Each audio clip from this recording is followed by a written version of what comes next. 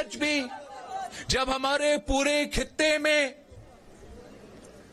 جنگ کا ماحول ہے, حالات مشکل ہے, تو میں سمجھتا ہوں کہ آج بھی اس ملک کو پاکستان پیپلز پارٹی جیسے سیاسی جماعت کی ضرورت ہے, جو دنیا کے آنکھوں میں آنکھیں ڈال پر بات کر سکے.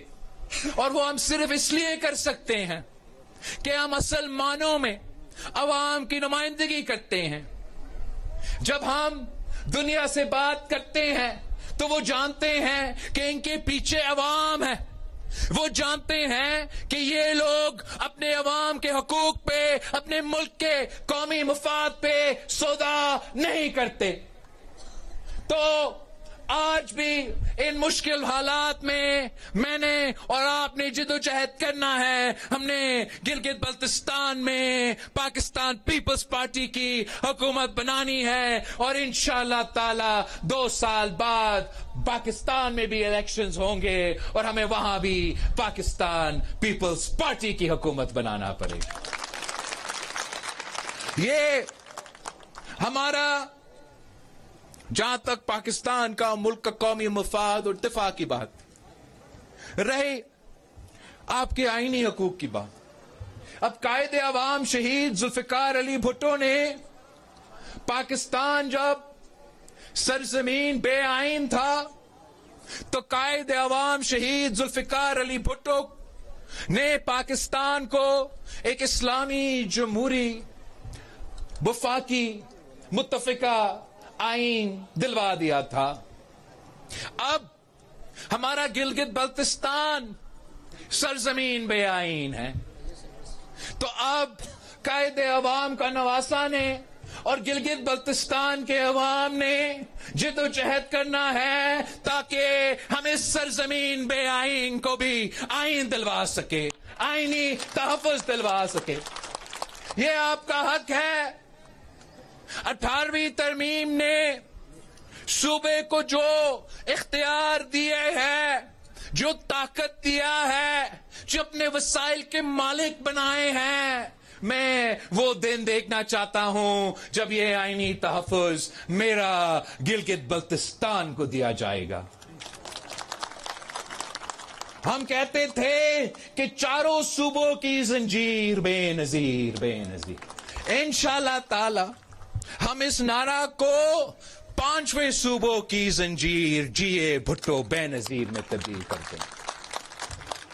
یہ کوئی آپ کو تحفہ میں یا پلیٹ پہ حقوق نہیں دلواتے.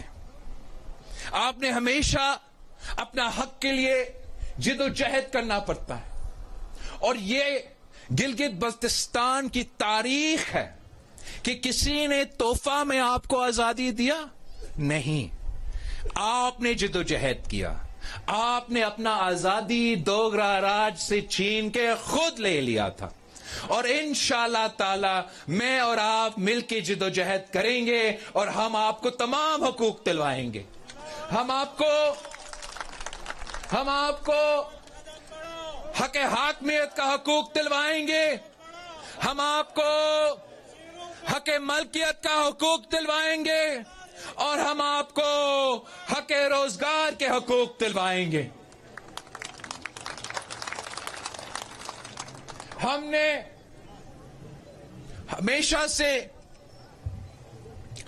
عوام کو, پسماندہ علاقے کو 1973 کے آئین میں یہ لکھا ہے کہ سب سے پہلا حق اپنا ریسورسز پہ, اپنا وسائل پہ اس صوبہ کو جاتا ہے, اس صوبے میں رہنے والے مقامی لوگوں کو جاتا ہے, پھر پورے پاکستان کو جاتا ہے.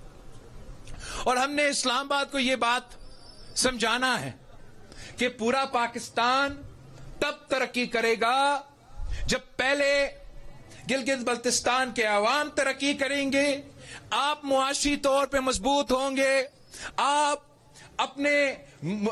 اگر معاشی طور پہ مضبوط ہوں گے تو پھر اسلام آباد مضبوط ہو سکے گا, پھر پورا پاکستان کو اس کا فائدہ ملے گا. ہم نے یہ تھرپاکر میں, صوبہ سندھ میں पब्लिक प्राइवेट पार्टनरशिप के जरिए और मुकामी लोगों को अपना मालकियत दिलवा के बड़े बड़े मंसूबे को कामयाब करवाए हैं। हमने थरपारकर में कोयला से बिजली बनाया है और इंशाअल्लाह ताला हम गिलगित बल्तिस्तान में पब्लिक प्राइवेट पार्टनरशिप के जरिए आपके पास इतना नेचुरल रिसोर्सेज मौजूद है कि आप ना सिर्फ अपना तमाम बिजली की जरूरियात पूरा कर सकते हैं, मगर हम ऐसे पब्लिक प्राइवेट पार्टनरशिप में मंसूबे लेकर आएंगे जिससे ना सिर्फ आप अपना बिजली की जरूरियात पूरा करेंगे, आप पूरा पाकिस्तान को बिजली बेचेंगे।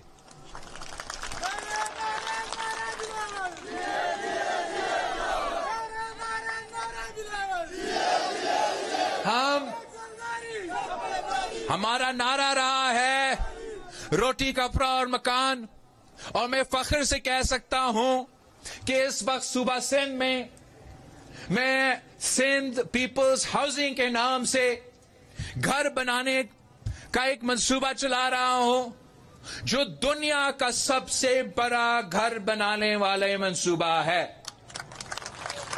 20 लाख घर बन रहे हैं और हम ये ना सिर्फ 20 लाख घर बना रहे हैं, मगर इन घर का मालिक जहां ये घर है उन जमीन का मालिक को भी और घर में रहने वाले को हम बना रहे हैं। तो अब ये मंसूबा ना सिर्फ दुनिया का सबसे बड़ा घर बनाने वाले मंसूबा है, मगर कायदे अवाम शहीद जुल्फिकार अली भुट्टो के लैंड रिफॉर्म्स के बाद ये पाकिस्तान में सबसे बड़ा लैंड ट्रांसफर का मंसूबा है, जिससे हम ये गरीब खानदानों को, ये 20 लाख खानदानों को अपना घर का और अपना जमीन का मालिक बना रहे हैं। और ये इतना बड़ा मंसूबा है कि 20 लाख घर बनाने के लिए हमने अभी तक, और इस नंबर में इजाफा होगा, लेकिन अभी तक 1 मिलियन जॉब्स इस मंसूबे के तहत सूबा सिंध के अवाम को मिला है।